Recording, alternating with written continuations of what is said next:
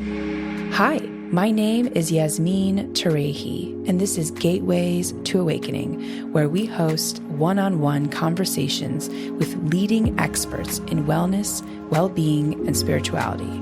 In today's episode, we'll be speaking with Betsy Burroughs, the president of FocusCatalyst in San Francisco. The Atlantic magazine called her a Silicon Valley branding executive turned neuroscience researcher. Betsy consults with organizations on business innovation and with individuals on how to easily stop bad habits.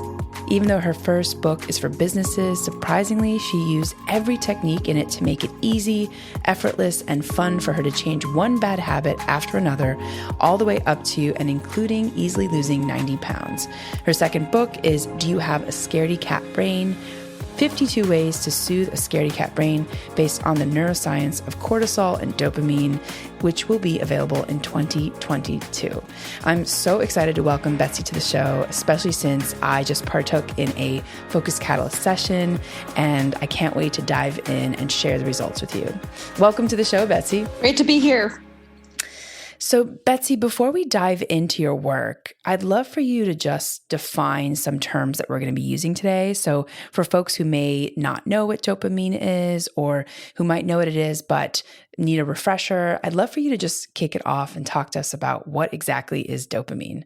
Dopamine's a neurotransmitter that is focused on the brain and the person going toward a reward.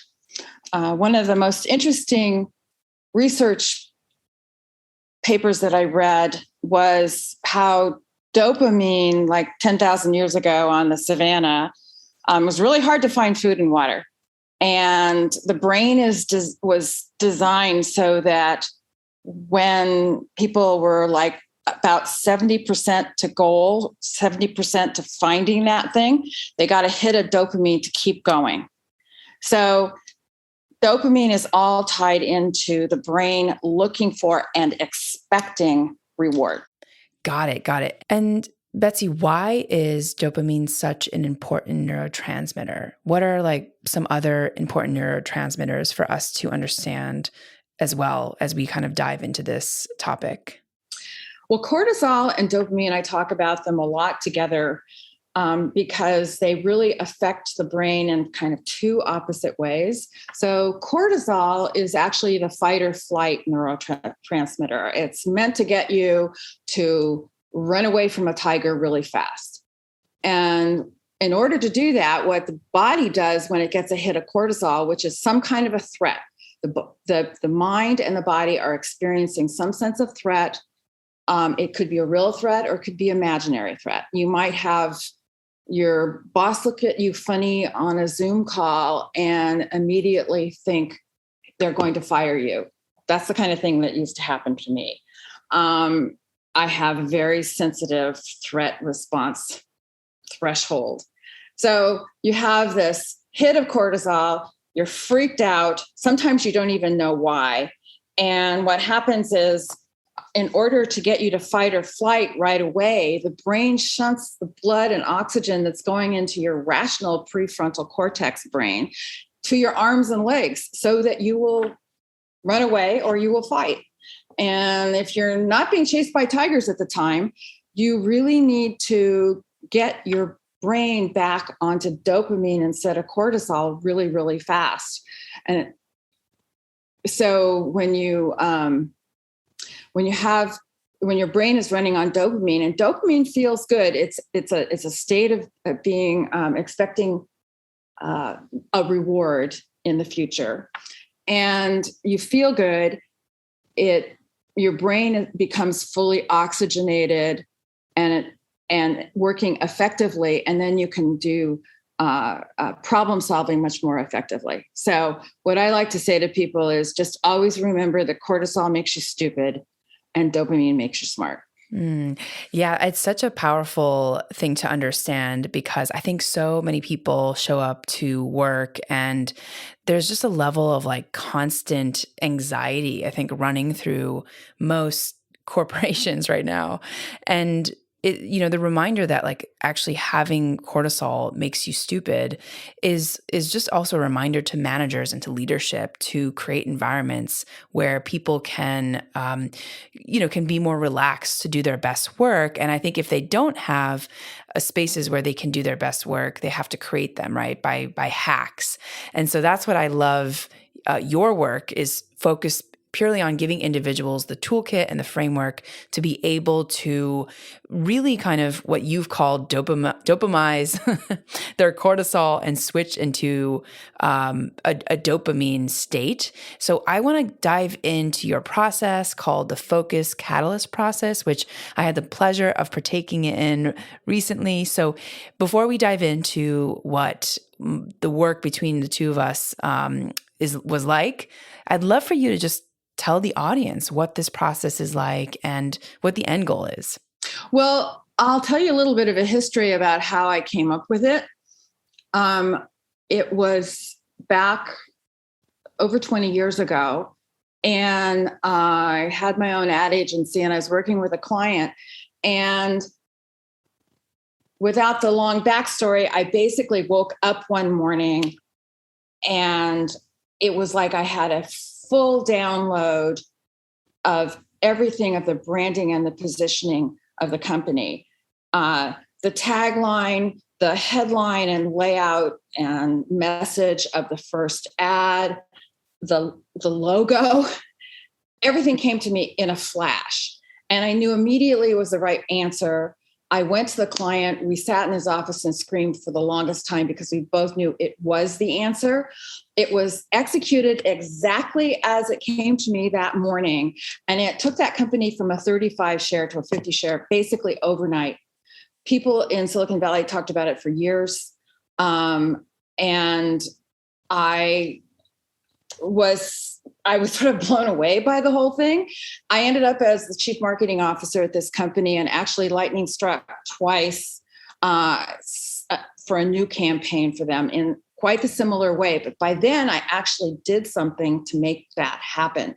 And I started to realize that could be ways where this isn't just the muse that hits you, you get ahas in the shower, that type of thing. It is, it's something that can happen more at will. And the FocusCatalyst process I developed back then to make it really, really easy, effortless, and fun to come up with those kinds of insights.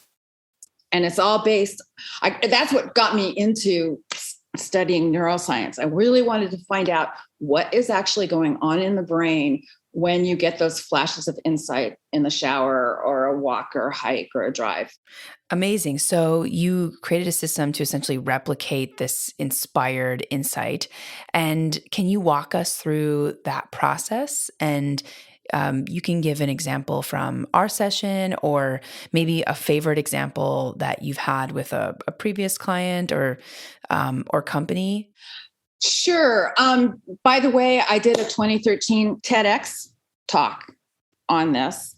And so it kind of takes you through all of the steps. But fundamentally what it does is I have people tell me 3 problems that are really, really bugging them right now. And then I ask them for 3 favorites of theirs. It could be a favorite location anywhere in the world, a favorite food, a favorite person. And with the favorites, I have them tell me a lot of things and characteristics of that favorite that they really like. And then I go to a site called random.org, which gives you random number sequences. So I'm not influencing the order at which I do this, or nor does my client. And I randomly match each of the problems with a favorite. And what happens when you do that, when people are stuck on a problem, it means that they're going around and around in circles in neural pathways that are really well established. The brain runs on electricity, and neural pathways that are really well established, the electricity flows down there really, really quickly. So when we're looking at a problem, what we tend to do is go over and over and over the same ideas that we've had for solutions. The real breakthrough solution comes from breaking outside of those new neural pathways, but the brain isn't designed to do that. The brain wants to follow the path of least resistance to those old ways of thinking over and over and over again. So what this does is you take the problem and then you match it with a favorite, which is completely unrelated to it. So your problem with your boss right now is completely unrelated to your grandmother's lasagna, And so what happens is I work with people, everybody can do it themselves. I've been doing this for over 20 years. So my brain is very attuned to seeing how the connections with each of my clients of those random matches work. And you start to think about the problem in the terms of the favorite. So the problem is cortisol generating. The favorite makes you feel good. The favorite is dopamine generating.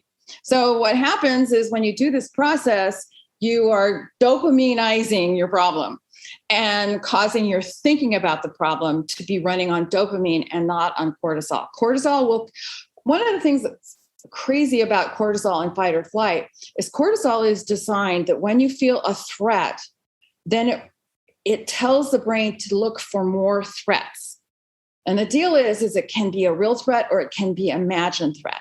Back on the savannah, you're running from a tiger and you get away from the tiger and the threat's over and your brain's done. Here, these days, you have your tiger is the politics that are going on in your company, let's say. And so you get scared that somebody else is, a boss is not happy with you or something like that.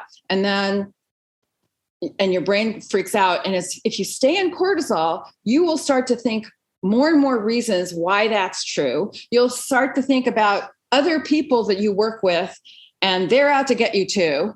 And you can just end up being incredibly upset. And it may not be anything that's worthy of that level of upset. So you need to get out of it really fast.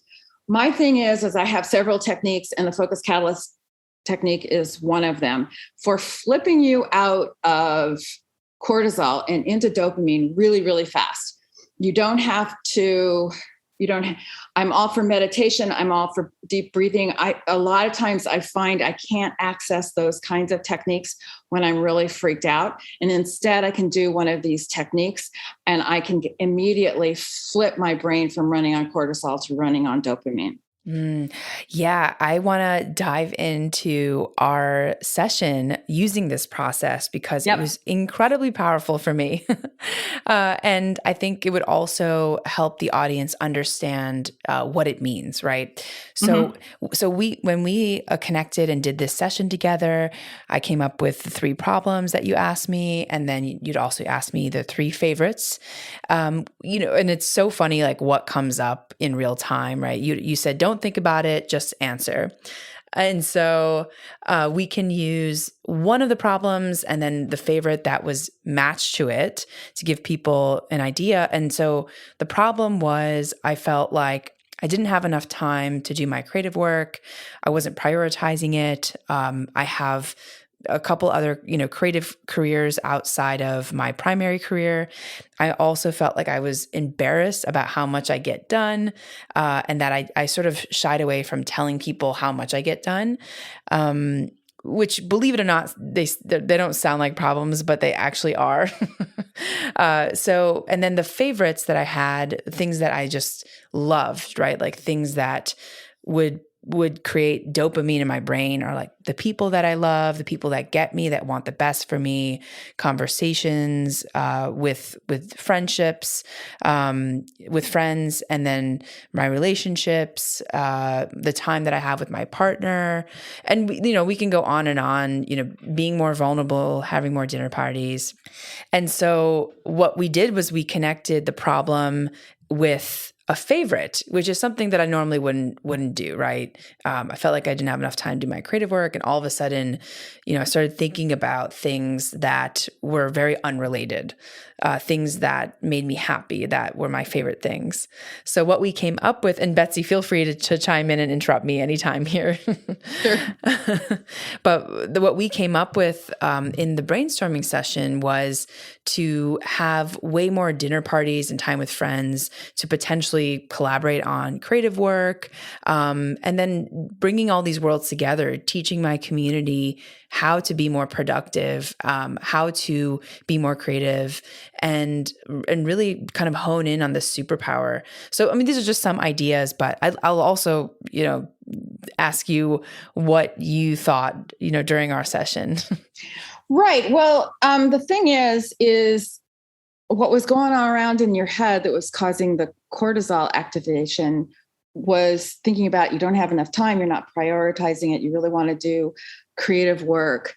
And by pairing it with friends, it opened your brain to see how you could do that creative work with your friends. And it doesn't necessarily mean that you are, okay, I have a creative thing I want to do, and I'm going to do it with a friend per se. You can actually cue your brain before you meet with a friend, before you have a dinner party, and just let your brain think in terms that you're going to find answers to how to have your creative work more of a priority in your life and give more time to it. Sometimes I'll do this. I initially did this, and I still do the FocusCatalyst process with myself using 3x5 cards. And you can write on, a couple of things that you would really like to get insights on, one per a few 3x5 cards.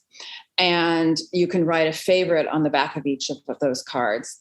And then you can, after you've shuffled the cards, so you don't know which favorite is matched with which problem, and do that before you have a dinner party or before you meet with a friend, and look at those cards. You don't have to figure them out; just sort of let your brain see them, and then you go and you just have fun. You have your dinner party, you have lunch with a friend, anything like that. But what has happened is because you've done those cards before that event, your brain will be attuned to looking for solutions, ideas, and insights out of the conversations that you're having with friends. Right. And I think what was the big insight for me was being able to see something that felt like a problem and take the energy of my favorite thing and associate it with this problem. So all of a sudden I'm like, I don't have time to do my creative work, but then I imagine the joy that I have when I am with friends, when I have these dinner parties. So that in itself, that association just made me feel calm, made me feel like I have all the time in the world. And I love what you had asked me to do was to basically review these new associations and then go for a walk, right? Like do something a little bit different. Don't just sit and think, because this was not really a thinking exercise. This was an insight exercise. And those are very different things. And the answers often come when you're not thinking. And so that was really powerful for me, like just taking a look at these new associations, and then disconnecting from my usual life and just seeing what else came up. I think when I did this exercise, what was so powerful was how much more positive I felt about life in general. Because I think a lot of times when we get stuck in a negative loop, we often think that there's no end, there's no out. And doing this exercise felt so healing because it is a reminder that there's always an out. It's just your brain going down a pathway. And I love one other thing that you mentioned, during this is the path of least resistance. And I want to actually ask about that because I know that the book, The Path to Least Resistance, is one of your favorite books. Was one that I also read based on your recommendation. And so, what is it about the path to least resistance that that puts us into these, I guess, like pathways that set us up for either failure or success? Yeah, Path of Least Resistance by Robert Fritz is a great book. And he talks about how the path of least resistance is the way of all nature. Wind, water, electricity, everything follows the path of least resistance. And yet, in certainly our culture, it's like, it's a bad thing if you're following the path of least resistance. What I really liked about what he talked about was, instead of, the analogy was like, say you have a canoe and you're by a river, and what we usually do is we put the canoe in the river, and then we madly paddle upstream. We feel kind of virtuous because we're doing a lot of work. We're getting absolutely nowhere. Instead, you put your energy into building a new channel for that river, so that when you put your canoe in the river, you paddle downstream to your goal. So one of these things that FocusCatalyst does is it gets you to associate what before had been a problem to you to something that is a favorite. You start to think about the problem completely differently. You don't think of it as a problem. I have a mantra I use all the time when anything goes wrong. I say to myself, it's to my advantage, it's to my advantage, it's to my advantage. And this is what was supposed to happen, because our brains are freaking out when something goes wrong, and they go, oh, this is awful, and this is the reason why it's awful, and so is this, and so is this, and so is this, and this shouldn't happen. And all that does is it gets you more balled up and less in more cortisol, and you can't solve the problem. But if you focused on the idea that it's to your advantage, and this is what was supposed to happen, your brain will start to jump the neural pathways from the cortisol neural pathway to dopamine neural pathway. And you start to go, okay, well, yeah, actually there's something about it that kind of is to my advantage. And you don't freak out, so you can problem solve. Mm. Wow. And I just wanted to say one more thing about the walking. Mm-hmm. I think a lot of people experience this, and I certainly do. When you're moving your brain, you can access different parts of your brain. So I really recommend, and sometimes it's just driving, sometimes it's walking.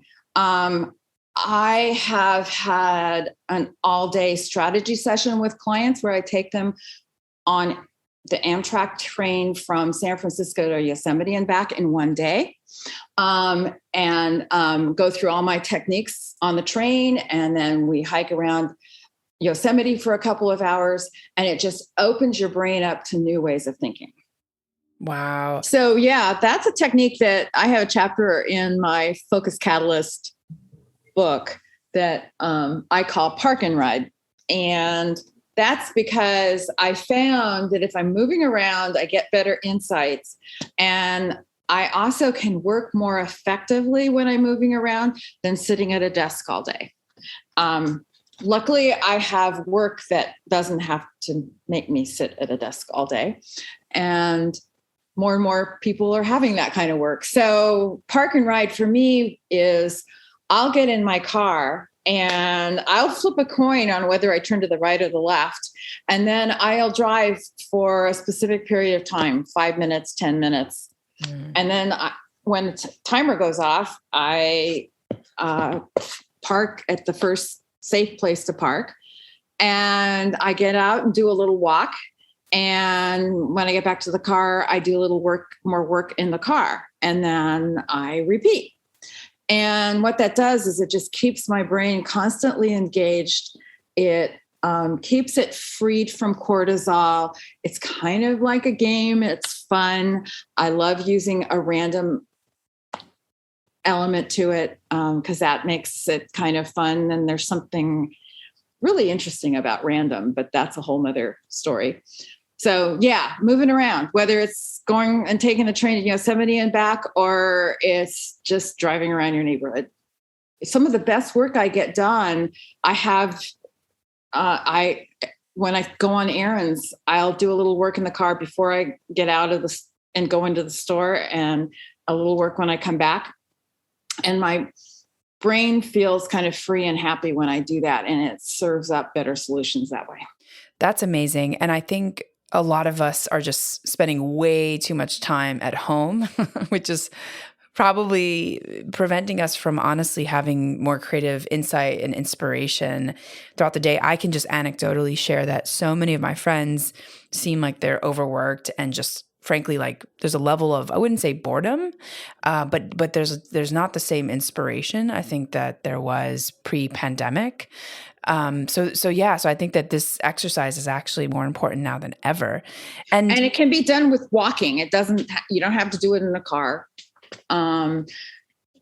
You can do it while you're walking. Same way. I love that. It's simple that most people can do.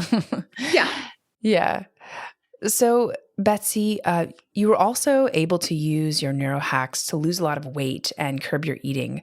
I'd love for you to walk us through that process, especially since I think the average weight gain during the first few months of the pandemic were around 16 pounds from what I've heard. So I think a lot of us are probably interested in some of the ways that you've been able to also like keep the weight off for so long. So can you talk to us about some of that? Sure. So yeah, I lost 90 pounds. And however, I did gain the pandemic. It wasn't the pandemic 15, it was the pandemic 20, which I have recently lost in the last couple of months, really with no effort on my part. Key to the whole thing is the phrase that I use a lot in the book that I wrote a while ago, the FocusCatalyst book. And that's, if you ask your brain how to make anything easy, effortless, and fun, your brain will go looking for that answer. What we tend to do is think some things are just horribly difficult to do and miserable to do. So whether it's taxes or trying to lose weight or any of those things, we basically have our brain focused on how difficult it is, how much you hate it, how it makes you miserable. And I've done that with taxes. I've done that with my finances. I've done it with losing 90 pounds, just losing the 20 pandemic pounds. All of those things is because I was looking for and having my brain help me look for ways to make it easy, effortless, and fun. So as far as the 90 pounds is concerned, that's a long story. I won't get into all of it right now, but the basics was by the time I was 63, I was 250 pounds. I'd lost 30 pounds over and over again, but I'd always gained it all back. And then additional, I'd always keep gaining weight each time I had lost and regained. And I was just really, really tired of it. And I also had learned a whole lot about how the brain works around habits. Key to the whole thing as far as weight loss is concerned is weight loss is not a willpower problem or a motivation problem or a morality problem, being good, being bad. Weight loss is a learning problem, and it's about your brain learning new habits. And the thing is that what people have as a model of how their brain works in many cases is wrong. They think it's like, oh, I just have to be really motivated or I have to be really disciplined or whatever to lose weight. And actually it doesn't work that way. And it's much more like learning the piano. You start out with chopsticks for a long time and then you gradually increase your mastery and it becomes more and more habitual what you're playing. And it takes a long time. And I was ready for that. And I decided that I'd make it easy, effortless, and fun. One of the most radical things I did is I decided that I would maintain my weight for a significantly long period of time, literally multiple years. So being 63 and at 250 pounds, that seemed like a really crazy idea. But I knew that once I learned the habits and really locked them in, it doesn't mean that you know a lot of information about how to lose weight. Most people do not have it as a automatic habit. And it has to be designed, that habit has to be designed so that you keep that habit even when all hell is breaking loose in your life. And the fact of the matter is all hell can break loose in any of our lives at any moment. So I used all those things. I did a lot of things to actually make it easy, effortless, and fun to lose the weight. And like I said, it's a whole long story. I won't get into it now, but it's just a completely different way of looking at losing weight. And it totally worked. And it continues to work. And you have a book on that topic, correct? I have a book planned on that topic. That it's not going to be my next one, which will be out in 2022, but it will. But I'm planning to do more on the weight loss. Yes. Awesome. And Betsy, what sort of things have surprised you the most on this journey? Oh God, how easy, effortless, and fun it could be to lose 90 pounds. It all completely worked. I have a couple of Instagram posts, and it's got a picture of a giant Costco cheesecake. And the headline is, I ate a whole Costco cheesecake, ... twice. And I ate a whole Costco cheesecake while I was losing 90 pounds and long after I had lost all that weight.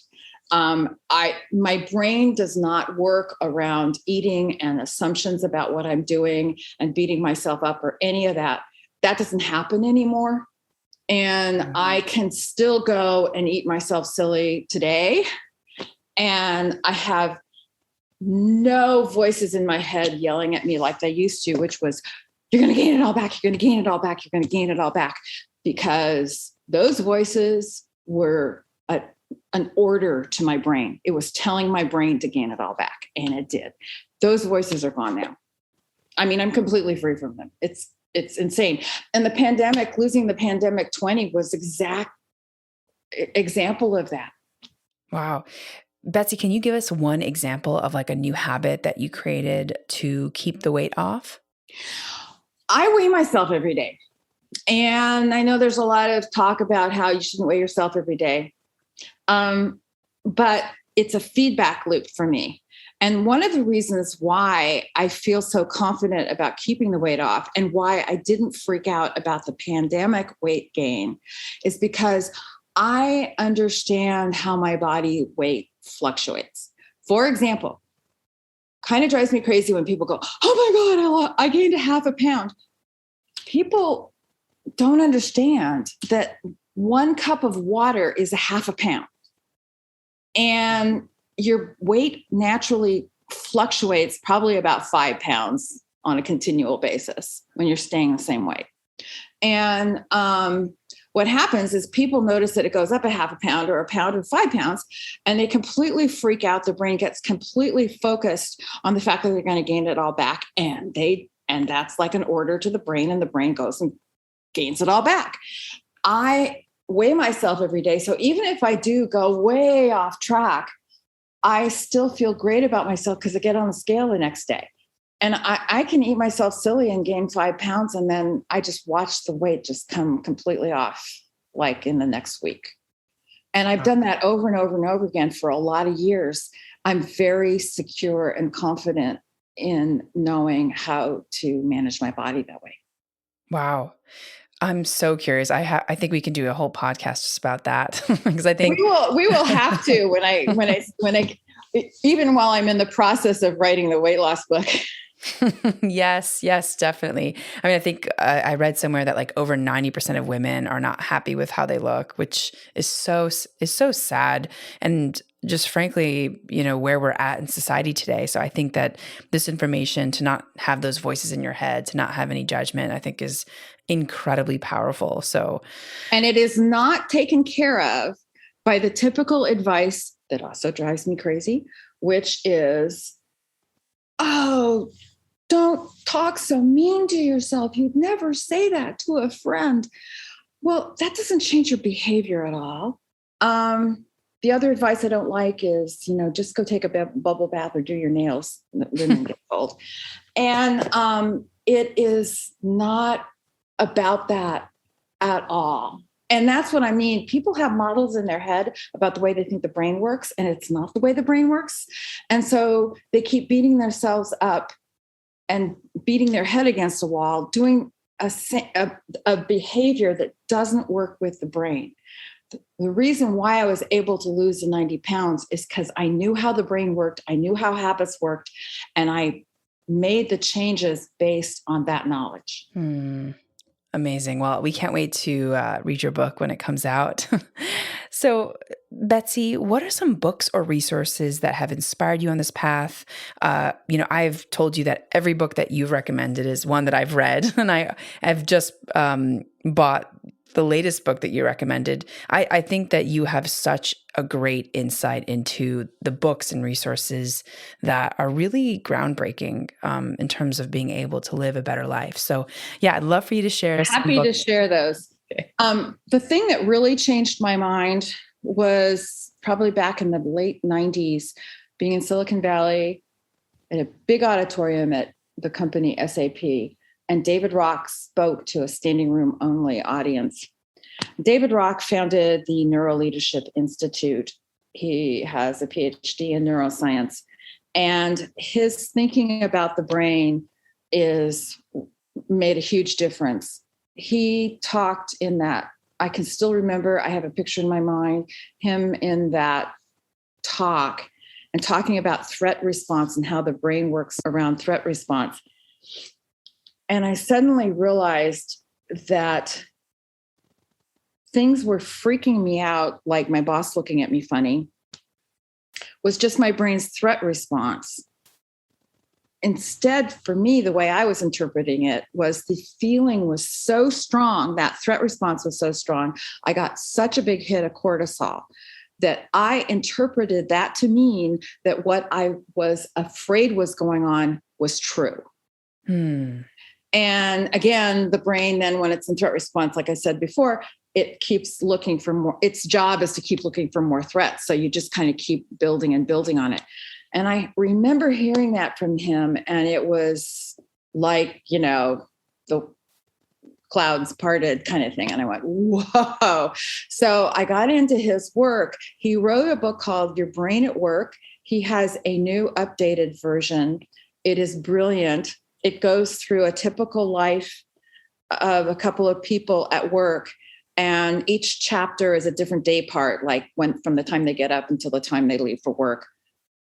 And the first third of the chapter is them doing it and everything going wrong in ways that we all experience all the time.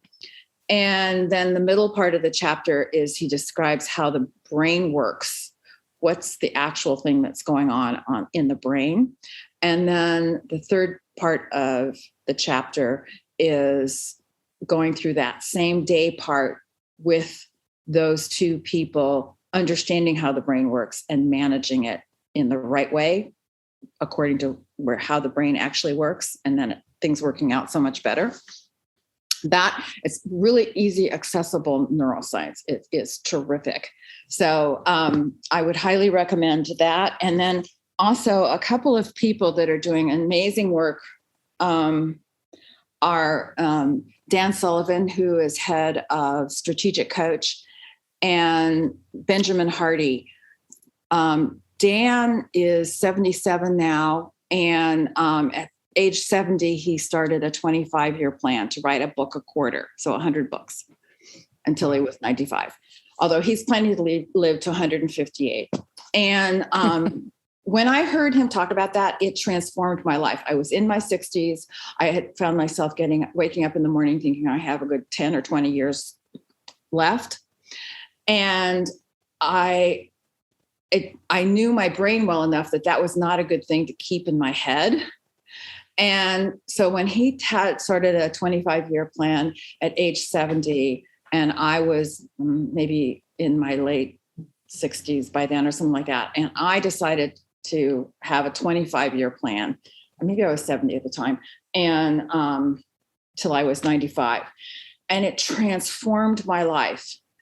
because I didn't have that constricting feeling. The time was going away from me, and I saw that I had runway to accomplish things, and that this wasn't a winding down time in my life. It was a winding up time in my life. And it really has nothing to do with whether I live to 95 or currently I'm aiming for 125. It was so powerful in my life because it makes my current present time exponentially better. I could get hit by a bus tomorrow, but I am rocking and rolling, and I don't think of myself as 74. So so Dan Sullivan has done amazing work over the years, and these little books that he writes once a quarter. One of them is called Who, Not How. And it is game changing. Anybody in business has to read this book. And what happened is he ended up connecting with and collaborating with a young guy, Ben Hardy, who is maybe 35. Ben had like the most popular posts on Medium for years, just millions of downloads. And then he started writing books. And now he and Dan are collaborating on books. So the first one was Who, Not How, and it's by both Dan Sullivan and Benjamin Hardy. And the second one is brand new, and it's called The Gap and the Gain. It will transform how happy you are about your accomplishments. One of the things when people get really accomplished is they keep chasing an ideal horizon out there, and they end up feeling miserable about the accomplishments that they have made. And The Gap and the Gain is a book that shows you how to live your life measuring backwards on your accomplishments. And what that does is it gives you more confidence to achieve more accomplishments. I love that so much. And Betsy, as you're aware, I actually downloaded the Gap in the Gain book and started listening to it because I could not resist and I couldn't wait. And it is so powerful. Just how many of us live in what they call the gap, which is like measured against an ideal that you'll never get to. Right. Because once you get to the ideal, you see another ideal. It's exactly like the horizon. Yep, exactly. And I think we're all sort of guilty of that and such a goal-oriented culture. And so just being able to look back and see, actually, I'm measuring against how far I've come, and like what an incredible switch that does in your brain, where you can then go into a space of gratitude. So I just love that so much. And I will also buy Who, Not How. Both got really great reviews. So Who, Not How, what really hit me between the eyes was when it talks about how you shouldn't, when you need to get something done, particularly in business, let's say, and if you're an entrepreneur at all, you think in terms of you needing to do it all or needing to do a lot of it. And the thing is that you're not, it's often something that it's not your expertise. But people kind of shy away from hiring expertise. Anyway, the line that really got me was the part where in that book it talks about if you're still thinking, how can I do this, instead of who can I get to do this, then you will always keep your dreams small. Ooh, wow. And because you're trying to keep it within your area of experience. So anyway, it's really, really powerful. Also, both Ben Hardy and Dan Sullivan have tons of YouTubes. They have lots of short little YouTubes. You can get a lot of these ideas just running a bunch of their YouTubes. Oh, wow. Okay. I'll definitely check them out. Yeah. Dan Sullivan is someone I've heard of many, many times and I've not been very familiar with his work until you mentioned it. So I'm going to go down that rabbit hole. Some of the biggest names in Silicon Valley, he is their coach. Wow. Amazing.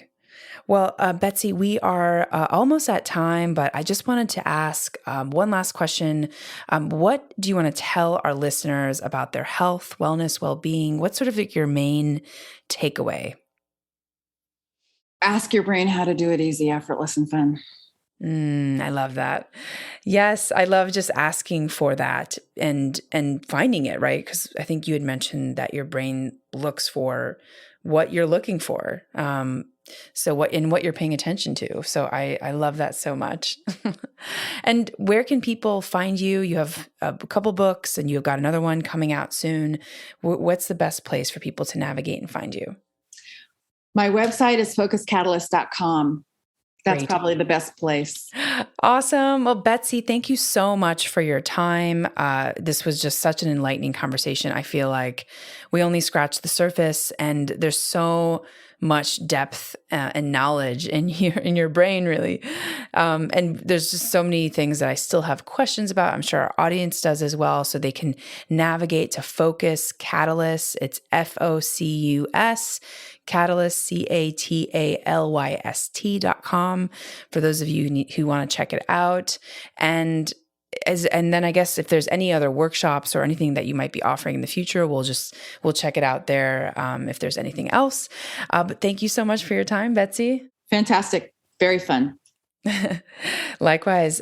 So for our audience, thanks for joining and for listening. In this episode, we learned about how to manage your dopamine, to manage your brain for a better quality of life. And you can tune in to Gateways to Awakening, where we host one-on-one conversations with leading experts in wellness, well-being, and spirituality. Thanks again.